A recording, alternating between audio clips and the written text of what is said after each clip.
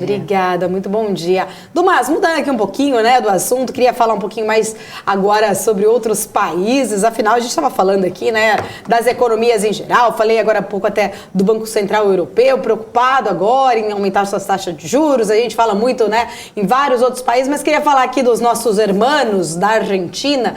O Banco Central da Argentina elevando aí também sua taxa básica de juros, né, na semana passada. Foi a maior alta nos últimos 3 anos, né, nessa esteira aí do amplo aumento de juros pelo Fed, Banco dos Estados Unidos, os outros bancos centrais, inclusive também aqui no Brasil. E a gente vê aí que a Argentina tenta combater essa inflação que já passa de 60%. Porém, lá, né, o Banco Central aumentou a taxa ali em referência em 300 pontos base ali, chegando a 52%, né? Eu acho que é o maior, se eu não me engano, desde 2019. Na sua visão, o que está acontecendo com a Argentina nesse momento, Dumas? Como que eram os governos anteriores na administração dos juros aí do país? Qual a comparação que talvez a gente possa fazer com o atual presidente, né, com a atual política monetária por lá agora? Veja, Paula, isso não é uma coisa nova. Isso está sendo trazido desde 1946, quando Perón assumiu o poder através de um golpe militar. Quer dizer, você acha que o negócio é um peronismo que sempre acaba atrapalhando, é aquela coisa que muitos economistas falam, não aprenderam nada e não esqueceram nada. Quando Perón entrou no poder em 1946, ele já adotou justamente uma política de substituição de importações, que é exatamente a mesma política que Alberto Fernandes está fazendo agora e a Cristina Kirchner, tentando fazer uma política de substituição de importações, vetando exportações, inclusive de trigo e milho, colocando cotas em cima disso para atender o mercado doméstico e adotando uma política de preços domésticos, ao invés do PPI, política de preços internacionais, paridade de preços internacionais, principalmente para o reservatório de vaca muerta. Então, é engraçado, porque Alberto Fernandes, em um dos seus pronunciamentos, falaram que a Argentina vai ajudar a Ucrânia e o mundo, não a Ucrânia em si, né? Mas o mundo a sair um pouco da fome com a exportação de trigo. Puxa, mas como é que você vai ajudar o mundo a sair da exportação de trigo se você coloca uma cota para a exportação de trigo para atender o mercado doméstico? Não estou dizendo que isso é bom ou que não é bom, e ainda coloca um imposto de 12% sobre exportação de trigo e 18% sobre exportação de soja. Quer dizer, ele fala uma coisa para fora, mas para dentro ele adota uma política completamente contrária ao speech dele de que vai ajudar o mundo e que o problema não é querer ajudar o mundo. Ninguém está querendo falar de uma parte altruística aqui. Mas o problema é que você prejudica as suas reservas internacionais. O que você mais precisa agora de reserva internacional, justamente para poder continuar importando e também para continuar combatendo o problema da inflação. Então, se você pegar um pouco da história, você vai lá até 1973, etc., que você teve o golpe militar, 1977 você teve a chamada reforma financeira, que aí começa aquelas coisas, aí o que acontece? Mini desvalorizações cambiais, que a gente já aprendeu que essas coisas não ajudam, e essa mini desvalorização cambial, essa política da reforma financeira que os governos militares adotaram, foi justamente buscar dinheiro junto aos Eurobanks, coisa que a gente aprende na escola. Você buscava dinheiro junto aos Eurobanks desde a primeira crise do petróleo em 73, Eurobank, erroneamente chamado o Eurobank, o correto é Offshore Bank, que é a única característica desses Eurobanks. Mas por que chama Eurobank? Porque no auge da Guerra Fria, lá em 1950, você tinha um único banco que aceitava depósito diferente da sua moeda do país, que era chamado Eurobank. Esse banco ficava em Paris. E o endereço do telégrafo dele era Eurobank, mas é errado, o nome é Offshore Bank. E a característica principal desses Eurobanks, desse Offshore Bank, é que eles não têm reserva compulsória. Então, a taxa de empréstimo desses bancos, estou em 1977, é menor do que a taxa de empréstimo dos outros bancos comerciais. E eles também não tinham fundo garantidor de crédito, ou como ainda existe, o Federal Deposit Insurance Corporation. Então, a taxa de juros de depósito é maior do que um banco comercial. Então, olha a perfeita simbiose. Árabes, depois da primeira crise do petróleo, cheio de dinheiro, deposita esse dinheiro nesses offshore banks, nesses eurobanks, que, por sua vez, empresta dinheiro para a Argentina, Brasil e México, Argentina, principalmente, e Brasil, e que são dependentes de petróleo, aproveita, pega esse dinheiro, além de tentar legitimar o governo militar, usa esse dinheiro para comprar petróleo, que é o chamado fenômeno dos petrodólares reciclados. Só que tem um problema, o dinheiro era abundante, só que esse dinheiro que a gente tomava, nós, e a Argentina também, era pós-fixado a LIBOR. Aí veio a segunda crise do petróleo em 1979, cai o Shah Reza Pahlavi, entra aí Ayatollah Khomeini. Essa segunda crise do petróleo, que a gente fala bastante agora, como era o Paul Volcker, sobe a taxa de juros para 14%, a LIBOR explode, Brasil, México e Argentina dão calote na dívida externa, pronto. Maxi depreciação cambial para lá e para cá, uma hiperinflação assustadora. No Brasil veio o plano cruzado e na Argentina veio o plano austral do Raul Alfonsín. Quando o Raul Alfonsín adota esse plano, que é justamente semelhante ao plano cruzado, olha só como não vai dar certo. Mas nós aprendemos. Parece que a Argentina não aprendeu. Vamos congelar preços e salários, congelar câmbio. Gente, isso não vai dar certo. Porque na hora que você congela preços e salários e câmbio, você vai suscitar uma falta de produtos e uma fragilidade externa. Como nós demos o calote em 82, nós demos o calote também em 87. A Argentina teve problema desde 1985 até 1989, quando teve os caras pintadas. Olha como eles estão indo em crise. 1990 entra Carlos Menem com Domingo Cavallo. O que eles falam? Plano de conversibilidade. De novo, uma âncora cambial. Dessa vez, a âncora cambial não restrita a preço de salário. Só que a âncora cambial, quando você adota, você acaba se auto-infligindo uma fragilidade externa. Qual é essa fragilidade externa? Âncora cambial, câmbio fixo. Como o preço-salário não é fixo, existe uma inflação inercial. Essa inflação inercial faz com que o câmbio se aprecie em termos reais. Essa apreciação cambial leva um déficit da balança comercial.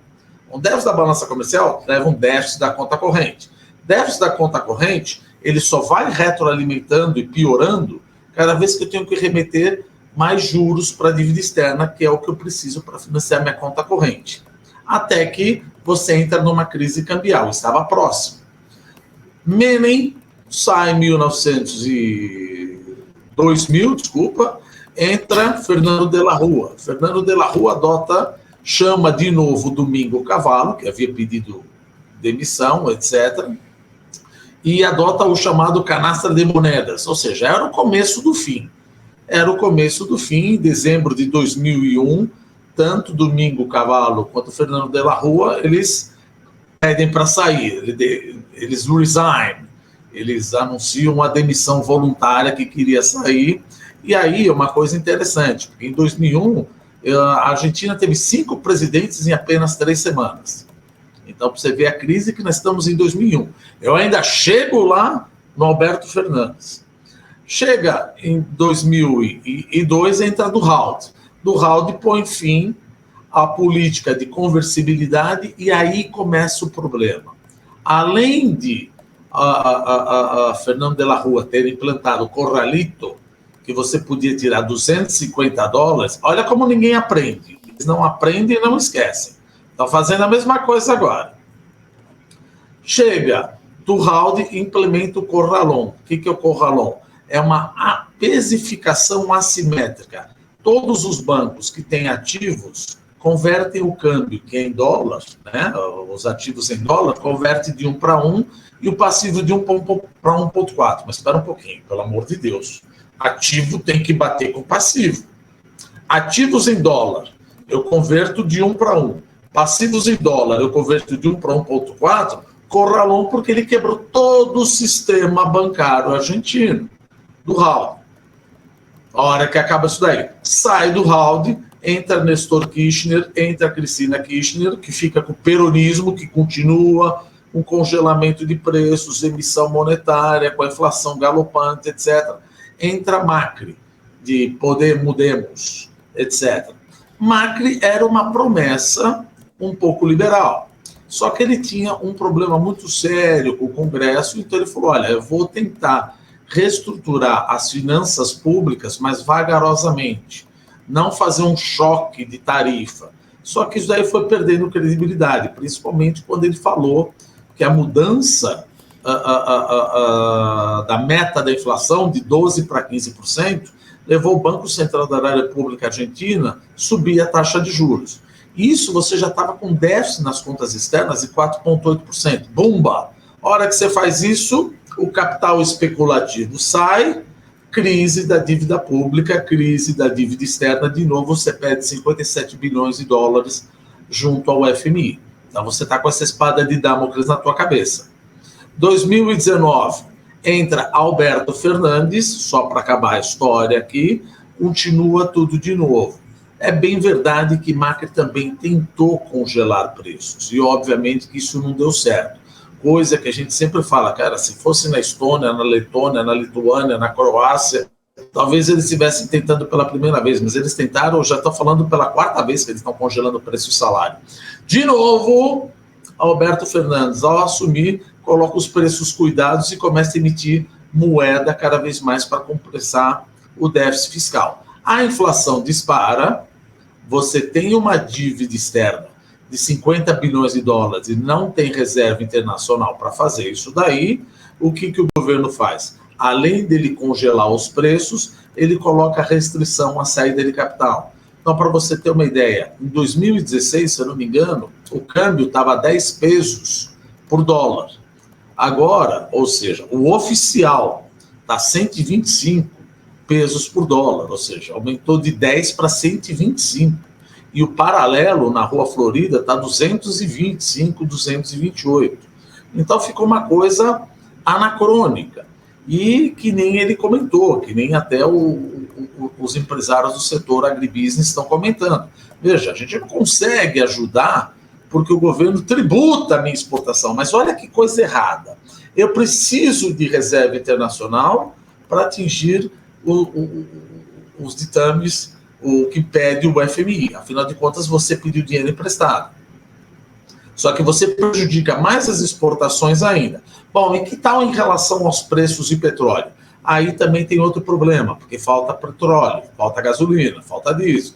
Por quê? Porque o reservatório de Vaca Muerta, que fica lá perto da Patagônia, o que acontece? O governo, inclusive estamos falando da Petrobras, querendo ajudar na inflação, para você ver como uma coisa não dá certo, ele coloca paridade doméstica. Ele coloca paridade doméstica, muita gente não quer refinar o negócio, muita gente não quer refinar o petróleo. E fora que você também não tem dinheiro para explorar, toda aquela reserva que você tinha, que até anotei aqui, deixa eu ver quanto que você tem de reserva, de mais ou menos 16,2 bilhões de barris de petróleo e 308 trilhões de pés cúbicos de gás natural. Apenas 10% tem sido explorado. Por quê? Controle cambial que proíbe dividendos para serem expatriados. Ou seja, você tem empresas internacionais, mas não pode mandar dinheiro para fora. Se eu não posso mandar o dinheiro para fora, eu também não vou explorar isso daqui. Outra, subsídios oferecidos pelo governo no mercado doméstico. É exatamente essa briga que nós estamos vendo em relação à Petrobras. Você dá o subsídio e outra, você adota a política do custo de extração, não acaba fazendo com que essas empresas não maximizem o lucro. E a falta de pipeline para escoar o produto.